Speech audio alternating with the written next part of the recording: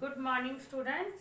मैं चंद्रकांता आज आपको कक्षा 10वीं से पाठ नंबर 2 डायरी का एक पन्ना, जिसके लेखक हैं सीताराम सेकसरिया, तो उस पाठ के बारे में और लेखक के जीवन परिचय के बारे में आपको समझा रही हूँ।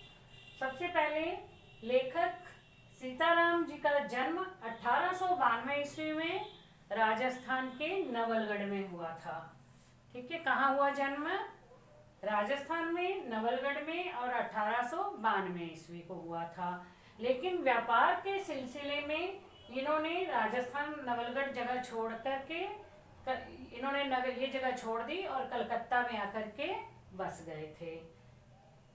वे अनेक साहित्यिक, सांस्कृतिक व नारी शिक्षण संस्थाओं के प्रेरक, संस्थापक, संचालक भी रहे थे। महात्मा गांधी के साथ मिलकर के, यानी महात्मा गांधी की प्रेरणा से इन्होंने स्वतंत्रता आंदोलन में बढ़ चढ़ करके भाग लिया था, और सत्याग्रह आंदोलन के दौरान इन्हें जेल में भी जाना पड़ा था। जेल यात्रा करनी पड़ी, मतलब जेल में भी जाना पड़ा था, और कुछ सालों तक आजाद हिंद फौज के मंत्री भी रहे थे। 1962 में भारत सरकार ने इन्हें पद्मश्री सम्मान से सम्मानित किया था। अब देखो, उन्होंने स्वाध्याय से ही पढ़ना लिखना सीखा, यानी इन्हें पढ़ाई लिखाई करने के लिए स्कूल जाने का अवसर नहीं मिला। ये अपने आप सोच करके स्वयं ही, यानी कि इन्होंने पढ़ना सीख लिया था, स्वयं अध्ययन करते थे। अब कई बार होता है ना कि स्कूल जाके पढ़ाई करनी और एक जो है घर बैठे बैठे स्वयं ही पढ़ लेना, तो ऐसे थे। इन्होंने भी घर पे बैठ कर है कि यानी अपने स्वाध्याय से, अपने दिमाग से सोच समझ करके ही पढ़ना लिखना सीखा था। और 1982 में इनकी मृत्यु हो गई थी, यानी ये संसार को छोड़ करके यहाँ से विदा हो गए थे। कब? सन 1982 में। 1892 में जन्म हुआ था और 1982 में इनकी मृत्यु हुई थी। तो बच्चों, ये था लेखक का जीवन परिचय।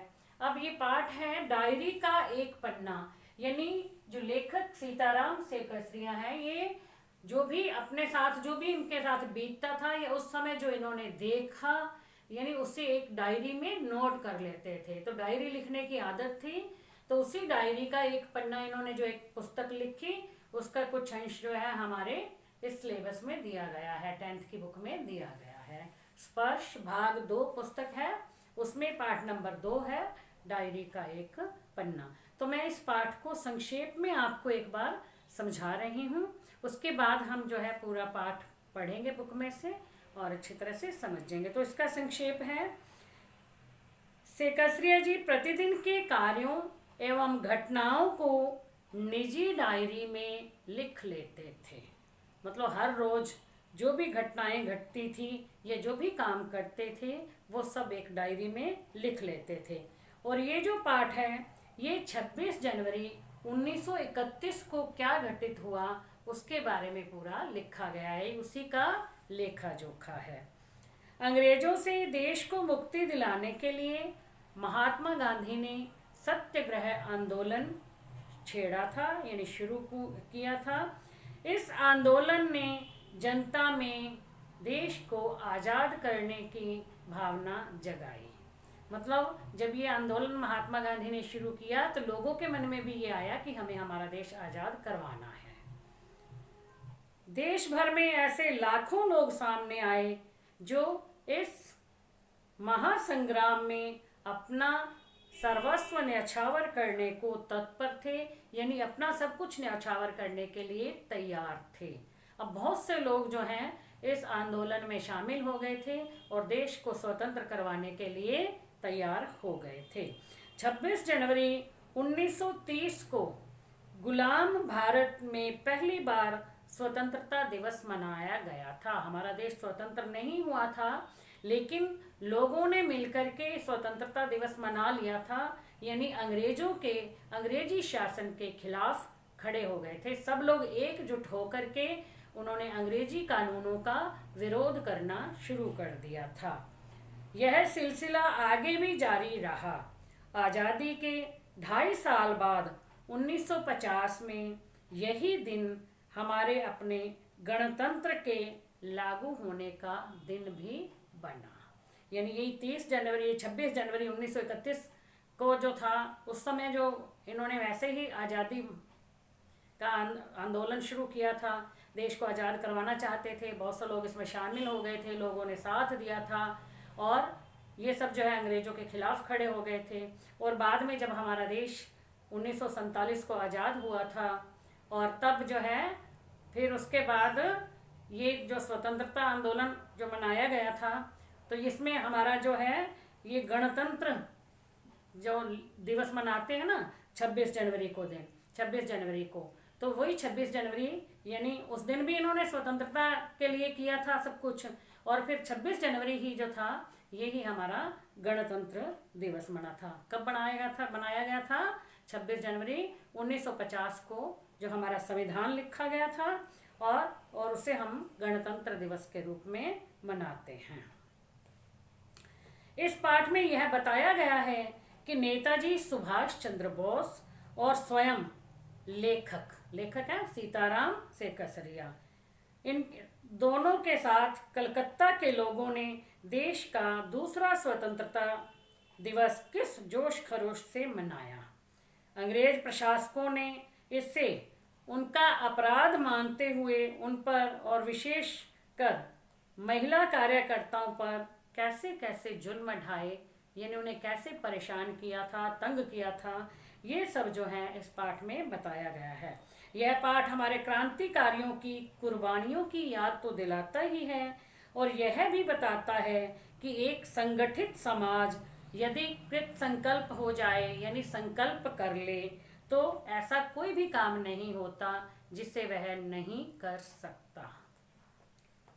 उस दिन कलकत्ता के बड़े बाजार के अधिकांश मकानों पर राष्ट्रीय झंडा फहरा रहा था, यानी वहाँ के लोगों ने अपने अपने मकानों पर तिरंगा झंडा फहरा दिया था।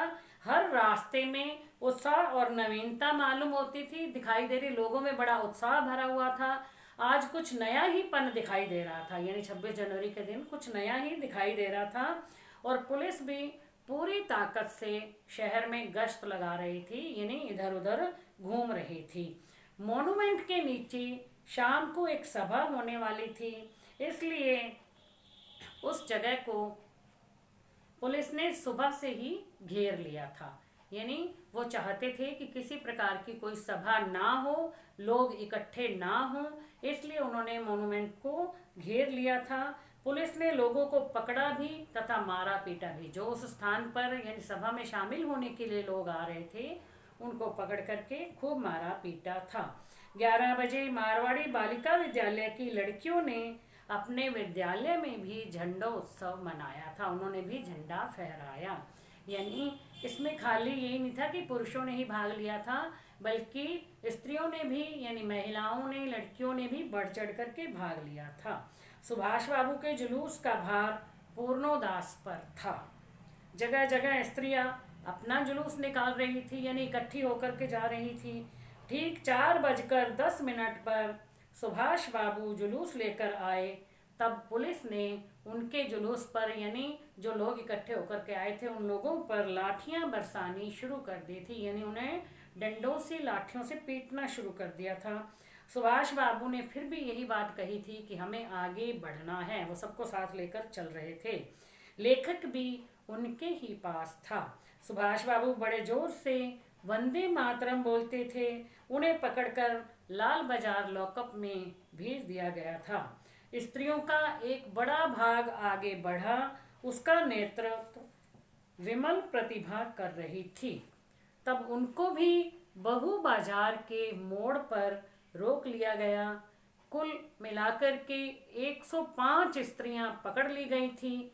लेखक अन्य लोगों के साथ अस्पताल गया तो वहां पता चला कि 160 लोग जो थे घायल अवस्था में अस्पताल पहुंचे हुए थे। कुछ घायल लोग घर भी चले गए थे। उस दिन जो कुछ भी हुआ था वह बंगाल या कलकत्ता के नाम पर कलंक था। यानी कि उस समय सब लोगों ने मिलकर देश को स्वतंत्र करवाने के लिए अंग्रेजों के खिलाफ एक आंदोलन छेड़ दिया था। ठीक है, हर अंग्रेजी कानून का विरोध कर रहे थे लोग। दिन कौन सा था? 26 जनवरी 1930। और हमारा देश कब आज़ाद हुआ था? 15 अगस्त 1947 को। ठीक है, और उसके बाद जो 26 जनवरी 1950 को हमारे देश का संविधान लागू हुआ था। तो ये दिन वही दिन चुना गया था जिस दिन लोगों ने आज़ादी की अलख जगाई थी अपने मन में, मतलब आज़ाद होने की भावना को जगाया था। तो बच्चों, ये पाठ का संक्षेप तो आपको समझ में आ गया होगा। तो अब इस पाठ के जो है पद्यांश पढ़ करके, यानी पाठ को पढ़ करके उसमें से जो प्रश्न उत्तर बनते हैं वो मैं आपको नेक्स्ट वीडियो में समझाऊंगी। क्योंकि हम जो आता है ना, पेपर में आता है फाइनल एग्जाम में, जैसे बोर्ड के एग्जाम में, तो उसमें क्या होता है, पठित पद्यांश भी आता है, गद्यांश भी आता है और अपठित गद्यांश और पद्यांश भी आता है। अब जो है पद्यांश खत्म कर दिया गया है, लेकिन गद्यांश आता है। गद्यांश पठित भी होता है, अपठित भी होता है, जिसे आपने पहले नहीं पढ़ा हुआ वो भी आता है। तो पठित गद्यांश जो आएगा फिर उसमें से कुछ प्रश्न पूछे जाते हैं, उन प्रश्नों के उत्तर आपको गद्यांश पढ़ करके देने होते हैं। तो इस तरह से आपको मैं अगली वीडियो में गद्यांशों को पढ़ करके उसके अंदर से जो प्रश्न बनते हैं उनके उत्तर समझाऊंगी। Thank you.